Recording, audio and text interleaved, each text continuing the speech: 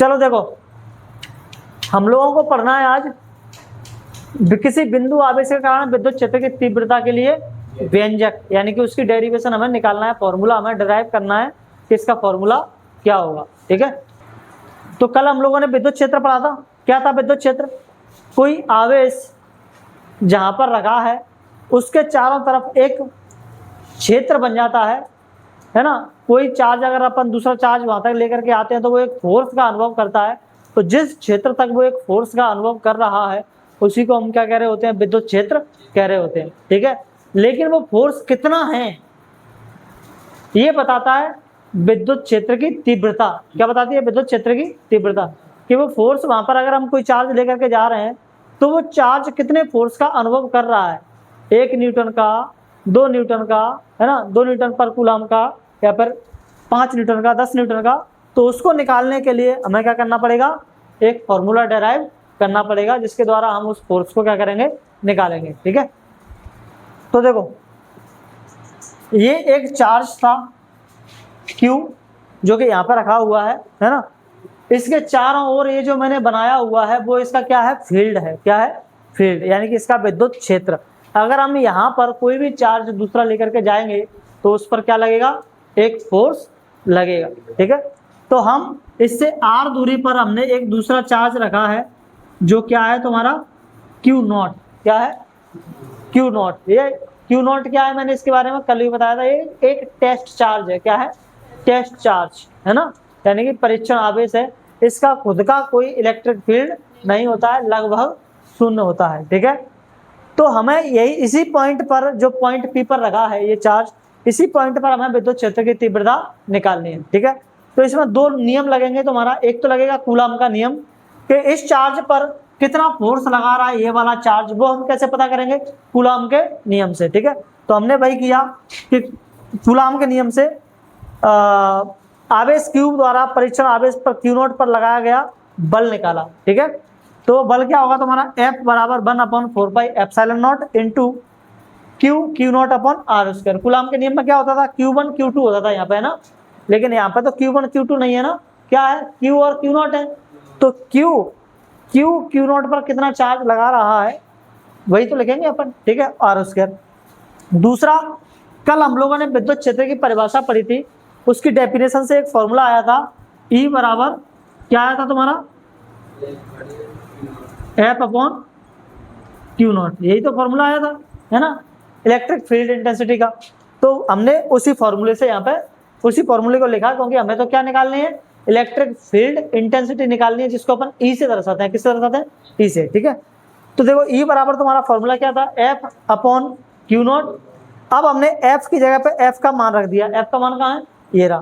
तो इसकी जगह पे हमने इसका मान रख दिया 1/4πε0 into Q0 upon R square, और नीचे Q0 जैसे का तैसा।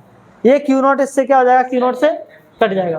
ठीक है, तो तुम्हारा नीचे क्या क्या बचेगा? बचा तुम्हारा 1/4πε0 Q अपॉन R स्क्वायर। यही तुम्हारा क्या है? फॉर्मूला है। ठीक है, फाइनल। अच्छा, एक चीज और ध्यान रखना, वैसे तो मैंने आप लोगों को कल बताया था वो पॉइंट, है ना, क्योंकि इलेक्ट्रिक फील्ड एक कैसी क्वांटिटी है? वेक्टर क्वांटिटी, यानी कि सदिश राशि है। तो इसकी दिशा किधर होगी? इलेक्ट्रिक फील्ड एक वेक्टर क्वांटिटी है, यानी कि सदिश राशि है, तो इसकी दिशा भी तो होगी। तो इसकी दिशा किधर होगी? हाँ, पॉजिटिव होगा। तो डायरेक्शन कैसी होगी? जैसे पॉजिटिव चार्ज है तो इसकी डायरेक्शन आउटवर्ड, है ना, बाहर की ओर। कहाँ पर? बाहर की ओर। और अगर नेगेटिव चार्ज है तो इसकी डायरेक्शन क्या होगी? अंदर की ओर, यानी कि वो आकर्षित करेगा। क्या करेगा? आकर्षित करेगा ना। और पॉजिटिव चार्ज है तो बाहर की ओर इलेक्ट्रिक फील्ड को क्या करता है? छोड़ता है ना, है क्या? न्यूटन पर कूलम इस फॉर्मूले से विद्युत क्षेत्र की तीव्रता को किसमें मापेगा? फोर्स को किसमें मापेगा? न्यूटन में। चार्ज को किसमें मापते हैं आप? इसको कूलम में। तो इसका भी तो मात्रक न्यूटन पर कूलम होगा। ये भी तो E है, इलेक्ट्रिक फील्ड ही तो है वो भी। पॉजिटिव चार्ज है ना, क्या? कौन सा? हाँ, ये पॉजिटिव चार्ज है। ये भी तुम्हारा पॉजिटिव चार्ज ही माना जाता है ना। तो इसकी डायरेक्शन किधर होगी? इसकी डायरेक्शन इधर होगी, है ना, बाहर की तरफ।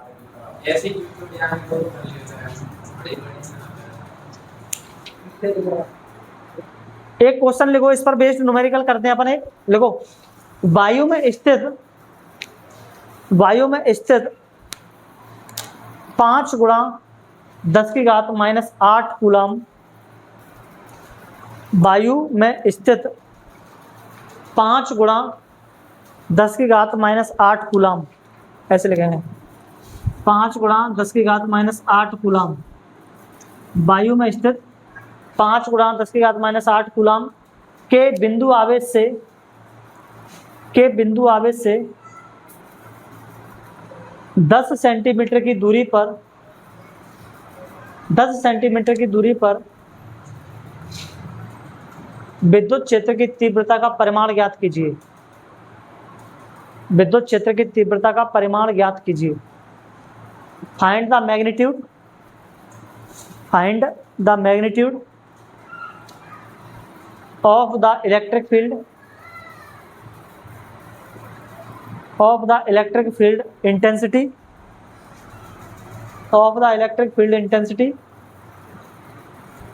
at a distance of 10 centimeter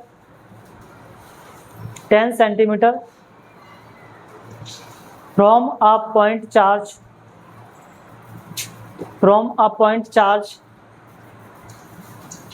of 5 into 10⁻⁸ coulomb in air। 8 coulomb in air। बताओ इसमें क्या क्या दिया है सवाल में। कर पाएंगे आप लोग? ट्राई करेंगे इसको? ट्राई करो पहले, ठीक है। देखो चार्ज ये दिया है ना, और डायरेक्शन भी दी, वो सॉरी डिस्टेंस भी दी है उसने, कितनी? 10 सेंटीमीटर, ठीक है। ध्यान रखना डिस्टेंस को सेंटीमीटर में दिया हुआ है उसने, तो किस में बदलना पड़ेगा उसको? मीटर में, क्योंकि डिस्टेंस को किस में मापा जाता है? मीटर में मापा जाता है, ठीक है। चलो करो फिर। ई निकालना, और क्या निकालना है? विद्युत क्षेत्र की तीव्रता का परिमाण ही तो पूछ रहा है ना? तो निकालो विद्युत क्षेत्र की तीव्रता का परिमाण।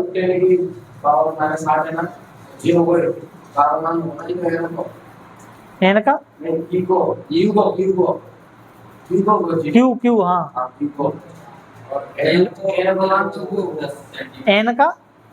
एन का है इसमें है।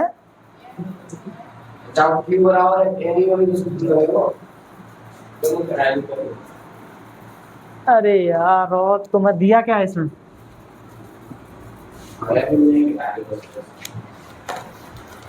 ऐसे मैं नहीं कराने आऊंगा तुम्हें, वहां क्वेश्चन पढ़ के देखना चाहिए। देखो क्या लगा, वायु में स्थित 5 गुणा 10⁻⁸ सी लगाए वहां पर कूलम, तो कूलम यानी कि चार्ज है ना। तो चार्ज को किसमें मापा जाता है? क्यू, आवेश है वो। क्यू बराबर तुम्हारा कितना है? 5 गुणा 10⁻⁸। इनकी यूनिट से ही समझ जाया करो। यहाँ पर सी लगाए तो क्या होगा? कूलम के लिए आया। कूलम से तो चार्ज को मापा जाता है कूलम में, तो है ना। आर कितना है तुम्हारा? 10 सेंटीमीटर। 10 सेंटीमीटर तो इसको मीटर में बदलना पड़ेगा, तो 0.10 मीटर हो जाएगा, ठीक है। 0.1 मीटर, 2 अंक बाद ही तो पॉइंट लगेगा, अगर हम 100 का भाग देंगे तो 0.10 मीटर, ठीक है। और क्या दिया है इसमें? और ध्यान रखेंगे क्या है इसमें?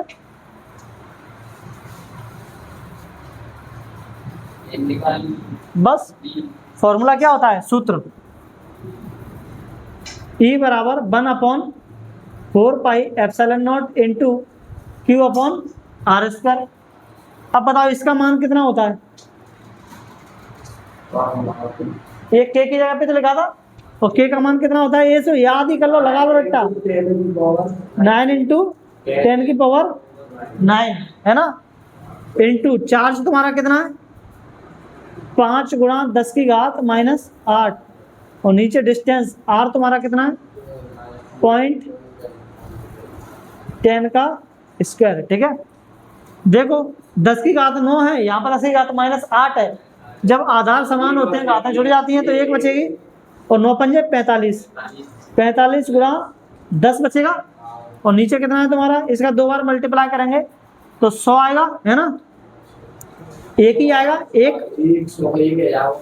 100 आएगा, लेकिन 2 के बाद क्या लगेगा, 2 के बाद क्यों, 4 के बाद पॉइंट लगेगा। देखो 10.10 गुणा 0.10 है ना, तो यहाँ से पॉइंट हटाएंगे, यहाँ से पॉइंट हटाएंगे, तो ऊपर कितनी जीरो आएंगी, 2 जीरो यहाँ की, 2 जीरो यहाँ की, यानी कि 10 की घात 4। नहीं समझ में आया? 10 की 4 में साइज में क्यों, यहाँ से तो पॉइंट हटाएगा, ऊपर कितनी जीरो पड़ेंगे, 2, यहाँ से पॉइंट हटाएगा तो ऊपर कितनी जीरो पड़ेंगे, 2, तो 2 इसकी 10 की घात कितनी हो गई, 4। ठीक है, तो कितना आया तुम्हारा, E बराबर 45 गुणा 10 की घात 5 ऊपर हो गया, और नीचे कितना है तुम्हारा, 10 दाम 100 है ना। 2 जीरो से इसमें से 2 जीरो कट जाएंगे तो कितनी बचेंगी, 3 बचेंगे। तो E बराबर 45 गुणा 10 की पावर 3, इसको स्टैंडर्ड फॉर्म में लिखेंगे, तो यहाँ पे पॉइंट लगाएंगे एक अंक बाद, तो 4.5 इंटू, अगर यहाँ पे तुमने पॉइंट लगाया है इसका मतलब तुमने 10 का भाग दिया होगा, 10 का तुम्हें गुणा भी करना पड़ेगा, तो यहाँ पे 10 की घात 4 होगी ना। यहाँ पे तुमने भाग देने के लिए 10 का भाग ही तो दिया होगा इसमें, 10 का भाग दोगे तो 10 का गुणा भी तो करना पड़ेगा, तो इसका तो भाग दे दिया तो ये हो गया 4.5, इसका इसमें गुणा हो जाएगा 10 की घात 4 है नहीं। ना सर बस छोड़ दो ना, फिर बस वाले देख इसको पॉइंट एक अंक बाद लगाना है यहाँ पे, इसका मतलब है कि हमें पॉइंट, अरे कट को ना सर क्या था, उसको बात को दे रहा है अपने मन से दे रहा हूँ, तभी तो मैं यहाँ पे 10 का गुणा कर रहा हूँ, 10 का अपने मन से भाग देने की मुझे जरूरत पड़ रही है, मुझे तो एक अंक, सर एक हेडिंग लिखनी चाहिए ऊपर के माना 10 की। अरे ऐसा नहीं करते हैं लाला, ये 5वीं क्लास की चीज है, 6वीं क्लास की चीज है ना। आई कहाँ से, स्टैंडर्ड फॉर्म में लिखा जाता है तो एक अंक बाद पॉइंट लगाया जाता है, यहाँ पे पॉइंट लगाना पड़ेगा तुमको।